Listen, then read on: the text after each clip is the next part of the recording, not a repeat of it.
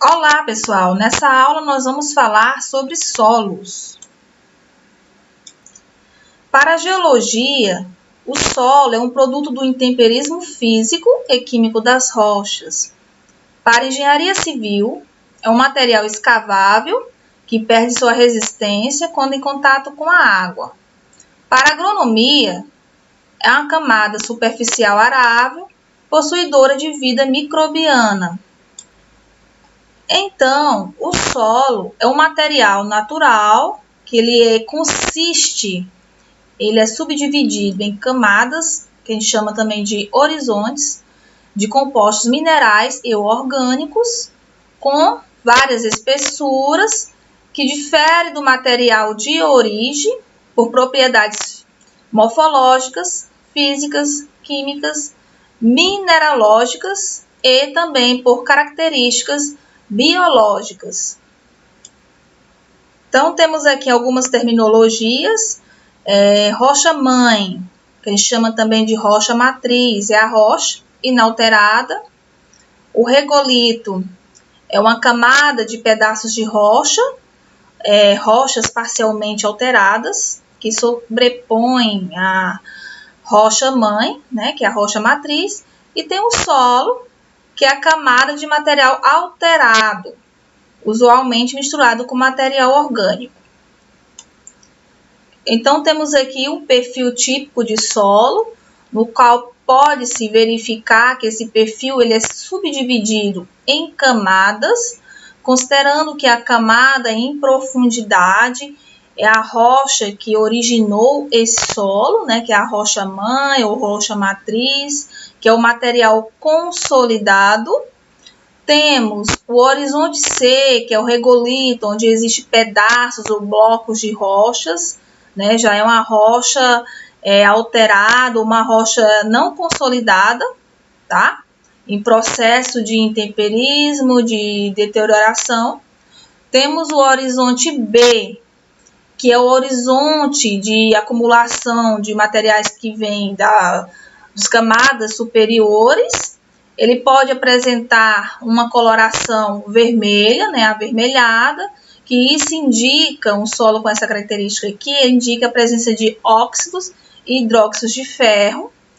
Temos o horizonte E, que é o horizonte com uma cor mais clara, de onde as argilas, outras partículas finas, foram lixiviadas, ou seja, foram perdidas em profundidades pelas águas percolantes, tá? E temos o horizonte A, que é o horizonte ou uma camada de solo com material escurecido, tá? Onde existe já material decomposto, matéria orgânica. E temos a camada O, que é a camada superficial, que ainda existe predominância de restos orgânicos, animais, né, e vegetal. Então, para a formação do solo, existe um tempo, né? Requer um tempo, ou seja, sabemos que o material de origem do solo é a rocha. Essa rocha exposta, ela vai estar sujeita, né, a agentes, né, intempéricos, tá? Então, com o tempo, essa rocha vai se deteriorando, formando camadas, né, uma pequena camada de solo, que a gente chama de solo jovem, ou seja, um solo que é mais raso.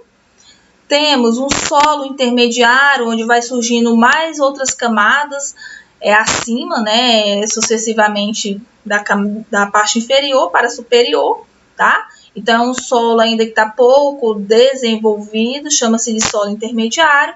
E temos um solo maduro, que é um solo bem desenvolvido, onde se pode observar várias camadas de horizontes de solo, né? E também ele é conhecido, se ele é um solo maduro, ele é um solo profundo porque existe uma determinada profundidade para chegar até a rocha que o originou. Então, o processo de desgaste da rocha matriz é chamado de intemperismo. Esse intemperismo, ele ocorre a partir de todos os processos químicos, físicos e biológicos, tá? Então, assim, quanto mais a intensa for a ação do intemperismo sobre um determinado ambiente, mais rápidos os solos tendem a se formar. Então, assim, no ambiente, né, no clima tropical, por exemplo, devido aos agentes intempéricos mais intensos, como sol, chuva, essa rocha ela vai se degradando mais rápido, os solos vão se formando mais rapidamente, e se vai se formando mais rapidamente, vai formando as várias camadas que compõem o solo, né? Então, esses solos, eles vão tender a ser mais profundo, porque eles são considerados solos maduros. Então, novamente aqui, temos uma rocha exposta, um solo jovem, no qual temos um horizonte, né, o horizonte A, um solo intermediário, temos uma rocha, temos dois horizontes, o B e o A. Temos um solo maduro, no qual temos a rocha, temos o horizonte C, no qual existem blocos de rocha, né, ou rocha não consolidada. Temos o horizonte B, horizonte E, o horizonte A.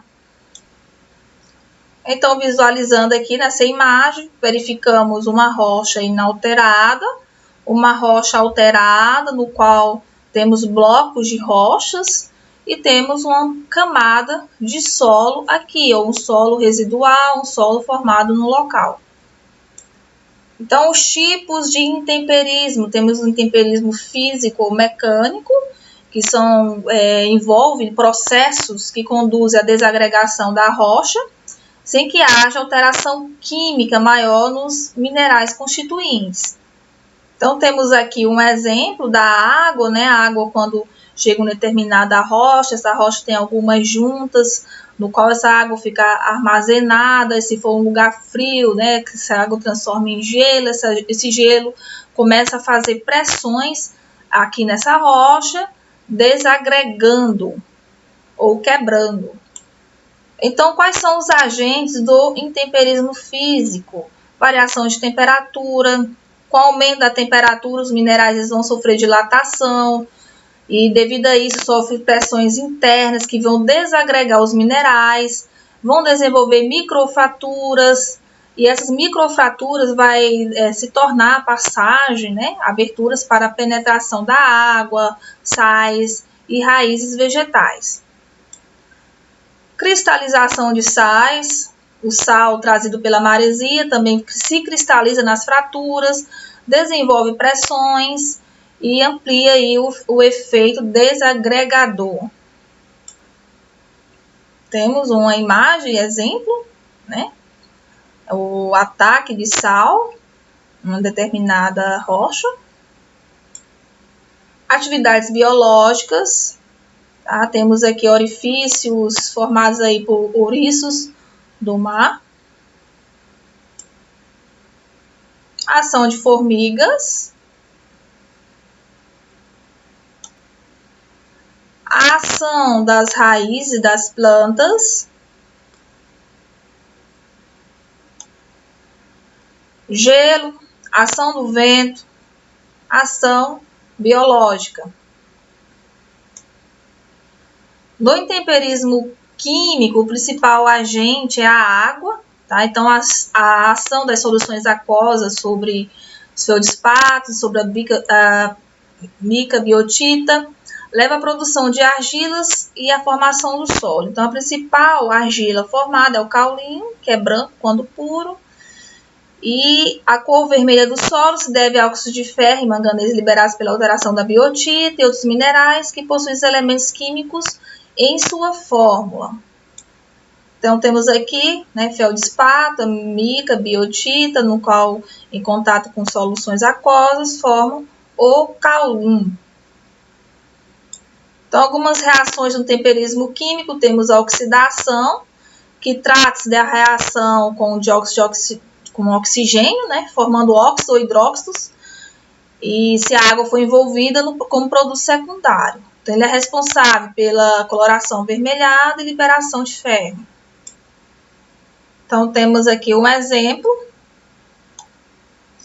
A pirita mais oxigênio e água, forma-se a goetita, né? Então, dá um resultado avermelhado porque existe uma liberação de ferro.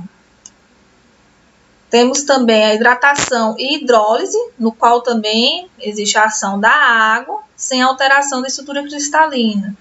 Entrada de água na estrutura dos minerais, temos aqui o exemplo, a anidrita mais a água, forma-se a asfixita. Temos aqui outro tipo de intemperismo químico, que é a hidrólise, no qual existe uma quebra na estrutura mineral pela ação de íons de hidrogênio, hidroxila, dissociados na água. Então, existe um ataque pela acidez da água nas estruturas dos cristais.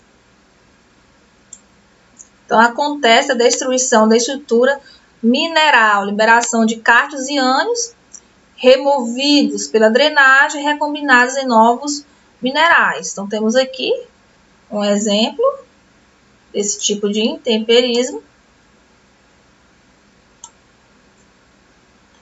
Temos aqui outro exemplo no qual existem juntas, e aí essas juntas, né, dá aberturas para entrada ou acúmulo de água, que com o tempo essa água, através do intemperismo químico, vai deteriorando, destruindo aqui a estrutura mineral, né, e quebrando e deixando nesse formato aqui. Dissolução, que tem a ver com dissolver, né? Solubilização dos elementos que compõem os minerais. Sua intensidade vai depender também da quantidade de água que passa pelos minerais. Temos aqui alguns exemplos: formação de alvéolos por dissolução, né? Vem dissolver mesmo. Formação de panelões por dissolução em arenito. Temos também outro tipo de intemperismo químico, a carbonatação, que tem a ver com gás carbônico, dissolvido na água, vai dar origem a uma solução ácida, tá? Denominada de ácido carbônico, que vai reagir com minerais carbonatos. Temos aqui um exemplo do campo de Lapiaz, onde tem-se uma rocha calcária e com acúmulo de água, no qual tem dissolvido o carbonato de cálcio. Isso daí vai, à medida que essa água vai escoando, né, por cima dessa rocha, vai abrindo fissuras, que com o tempo, né, vai dissolvendo esse material até deixar, né, ele nesse formato aqui. Temos aqui uma imagem melhor, tá? Então, a água da chuva ela vai dissolver calcário. À medida que a água escoa, vai abrindo sulcos na rocha, cada vez mais profundos, originando o campus de Lapiaz. Então, temos aqui uma imagem no qual mostra que a topografia ela influencia no intemperismo químico. Tá? Então, temos aqui uma figurinha. A parte A, que é essa avermelhada, que indica que devido a essa topografia ser mais plana, né, em forma de tabular, ela vai facilitar a infiltração e ela vai facilitar a drenagem. Tá? Então, onde existe uma boa infiltração, uma boa drenagem, vai favorecer o intemperismo químico. Quando existe uma boa infiltração e uma má drenagem, nesse caso aqui em verde, vai desfavorecer o intemperismo químico. Quando existe uma topografia, né, nesse formato aqui, vai existir o quê? Uma má infiltração, tá? E uma má drenagem vai desfavorecer o intemperismo químico e favorecer os processos de erosão. Então, temos aqui o intemperismo químico, né? O que favorece o intemperismo químico? Regiões de climas quentes e úmidos. O principal agente de decomposição é a água. No intemperismo físico, climas quentes e secos, vai acontecer o quê? Desintegração relacionada à temperatura, pressão. E o intemperismo biológico é relacionado com as bactérias, seres vivos, raízes das plantas. A palavra pedologia, né, é do pedons, do grego significa solo, logia estudo. Então, pedologia estuda a origem do solo, sua classificação e descrição. Então, quais são os fatores de formação de um solo? Então, o primeiro fator é o material de origem, ou a rocha, né? A rocha matriz, a rocha mãe. Então, o material de origem desse solo, seja uma rocha magmática, uma rocha sedimentar, uma rocha metamórfica, ela, dependendo das suas características, ela vai dar origem a um determinado tipo de solo. Por exemplo, temos a areia quartzosa, que é formada do arenito. A terra roxa estruturada é formada do basalto. O outro fator de formação são os organismos. Os organismos, eles são os fornecedores de matéria orgânica. O clima, né? Então, dependendo do clima, vai ter solos mais intemperizados ou solos menos intemperizados. Clima tropical, os solos são mais intemperizados. Clima temperado, solos menos intemperizados. O relevo, ele vai influenciar na penetração de água no solo, né? E devido a essa penetração de água, né, vai influenciar aqui no intemperismo químico. E toda transformação, né, da rocha, desagregação da rocha, formação do solo, até constituir todas as camadas do solo, requer um tempo, tá? Então, os fatores de formação do solo é o material de origem, organismo, clima, relevo e tempo. Então, nós temos os fatores de formação do solo e temos os processos de formação do solo. Os processos de formação do solo são 4. Temos as adições, perdas, translocações, transformações. As adições é relativa a tudo que vai entrar no solo, seja compostos orgânicos e minerais, trazido por erosões, né, de uma área para outra, ou também em profundidade, tá?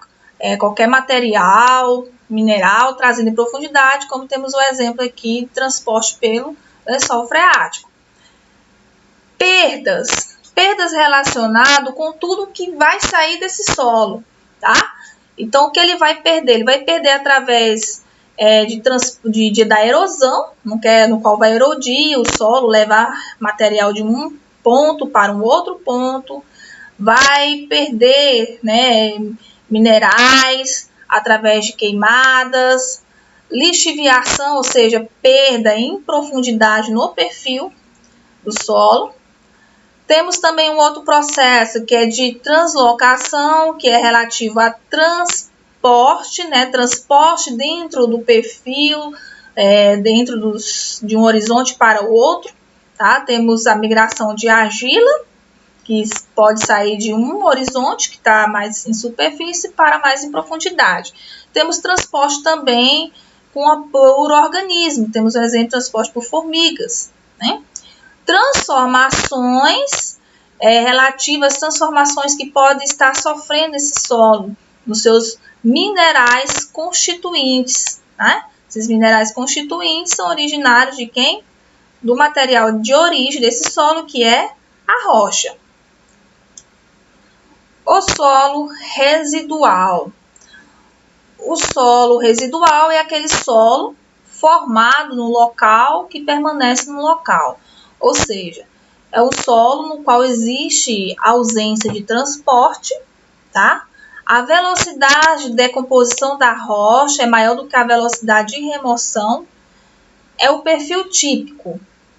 Então, temos aqui uma rocha sã, uma rocha fraturada, um solo residual jovem, um solo residual maduro, ou seja, é um solo que é formado no local, que fica no local. Não existe tempo, né, para ele ser transportado de um ponto para o outro, porque a velocidade de decomposição da rocha é maior do que a velocidade de remoção. O solo residual maduro, ele é um solo mais profundo, né? Então ele é um solo mais homogêneo, mais bem formado, tem mais horizontes. Ele não apresenta mais nenhuma relação com a rocha mãe, porque a rocha já está toda, né, decomposta em solos, né? Não existe blocos, não existe pedaços de rocha. Temos o solo residual jovem, tá? Apresentam boa quantidade de pedregulho, são bastante irregulares quanto à resistência, coloração, permeabilidade, tá? Então, o solo jovem é um solo que ainda está em estado, né, de transformação.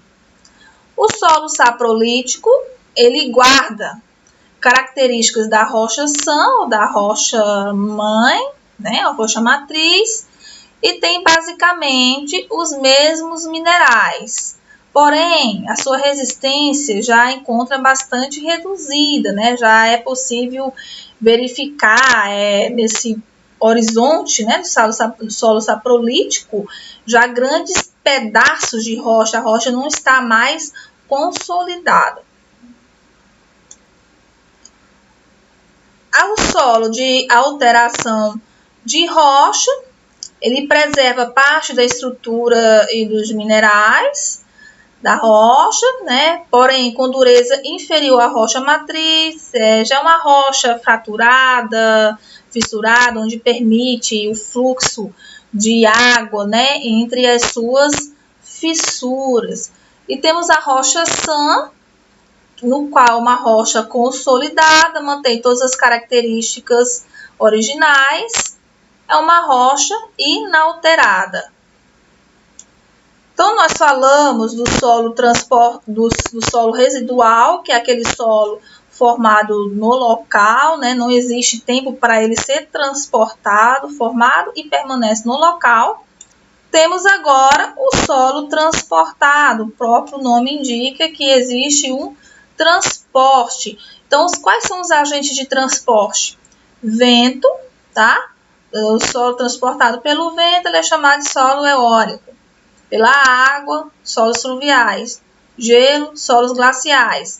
Força da gravidade, temos os solos coluviais ou talos. O solo aluvial é um solo transportado pelos cursos d'água. Então, são materiais erodidos, retrabalhados, transportados pelos cursos da água. Então, se eles são transportados pelos cursos d'água, eles são depositados nos leitos e nas margens dos cursos d'água. Temos também os solos orgânicos, que são solos originados através da decomposição de matéria orgânica, como de folhas, de caules, de troncos, tá? Que eles são decompostos e forma-se um solo fibroso. Possui alta compressibilidade e baixíssima resistência.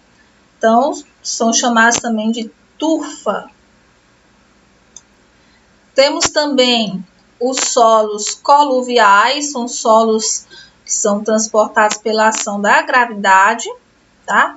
Então, a massa de materiais derivados de temperismos que capeiam as elevações e desce das cotas mais altas para as cotas mais baixas. Apresentam boa resistência, porém elevada permeabilidade. Tá? Então, aqui temos um exemplo de uma rocha, temos essa parte vermelha aqui de um solo residual, que é o solo formado no local, e temos o solo coluvionar, né? Que é o solo que é transportado pela gravidade, de uma cota mais alta, tá? Para uma cota mais baixa. Então, dos solos coluvionares, temos os colúvios, né? A diferença aqui devido à granulometria do material. Então, o colúvio é relativo ao material mais fino, o talos relativo ao material mais grosseiro, com a granulometria maior, né? Formado por blocos de rochas, pedaços de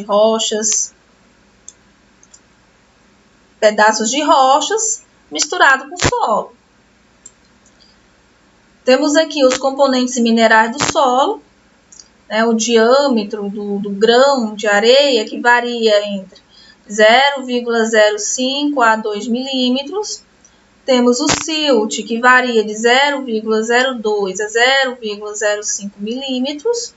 Temos a argila, que é menor que 0,02 milímetros e tem a forma lamelar. Então, algumas características dos solos, né, relacionado à granulometria, né? O solo argiloso, siltoso e arenoso. O solo argiloso existe uma presença de coesão, ou seja, as partículas elas têm uma maior atração, uma interação, né? São mais coesas, são mais unidas, tá? Então, é uma propriedade responsável pela resistência à ruptura destes solos. Também tem um comportamento plástico, ou seja, quando molha, né, um pouco a argila, é possível estar moldando e fazendo diferentes formas. Os solos siltosos são solos de granulação fina e apresentam pouca ou nenhuma plasticidade. Então, um torrão de silt seco ao ar, ele pode ser desfeito com bastante facilidade. O solo arenoso, ele tem um comportamento que depende apenas da sua granulometria, não importando sua constituição mineralógica.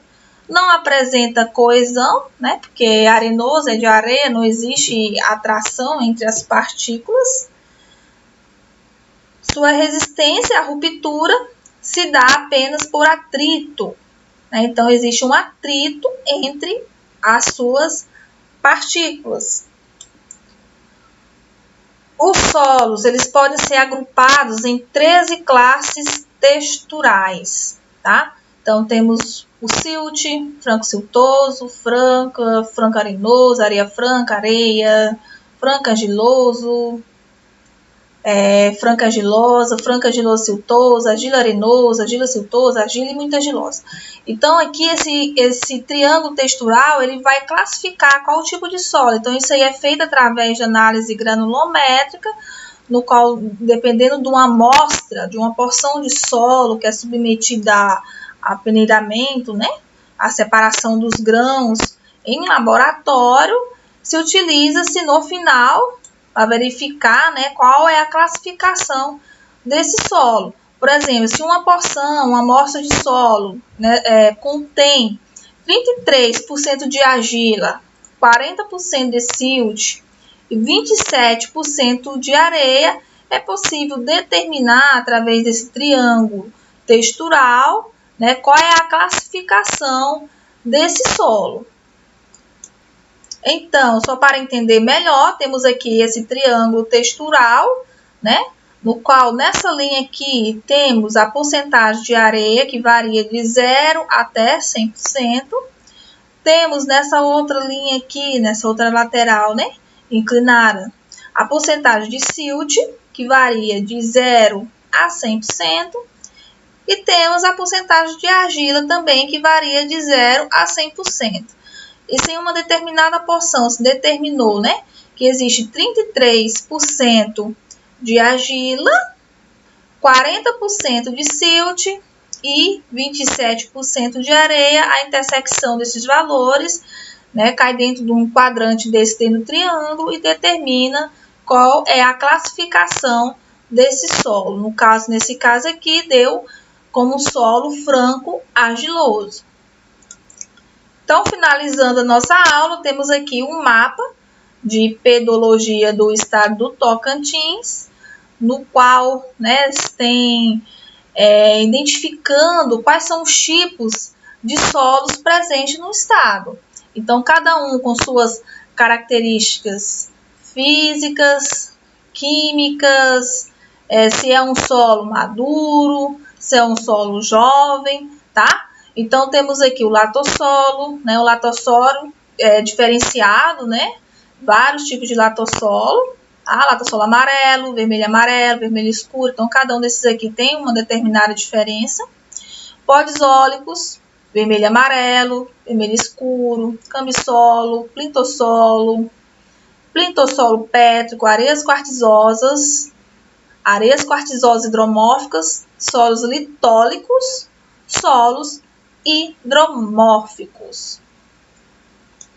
Então, só para exemplificar, o solo, né, o latossolo, que é um dos mais predominantes aqui no nosso estado, quais são as características dele? Ele é um solo ácido, tá? Ou seja, um solo bastante temperizado, bem desenvolvido, tá? Um solo maduro, maior representação geográfica no Brasil, argilas predominantes, caulinita e óxidos de ferro, vermelho, transição gradual entre horizontes, temperismo intenso. Se é um solo bastante intemperizado, ele também é um solo pobre em nutrientes. Então, pessoal, até a próxima aula. Tchau, tchau!